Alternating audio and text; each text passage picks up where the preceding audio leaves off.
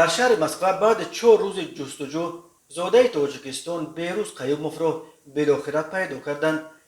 بهروز که 34 سال دارد و از خوردی معیوب است و گپ زدن نمیتواند، روز 3 اکتبر در منطقه پاکروفسک استرشنیوی شهر مسکو بیدرک شده بود. خبر یافت شدن بهروز را در فیسبوک آزاده شهرنشین نشر کرد.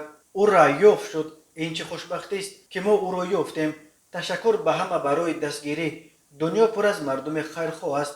خداوند همه شما را نگهبان باشد. نوشت آزاده شهرنشین که دو عکس بهروز را بعد یافت شدنش نیز نشر کرده است.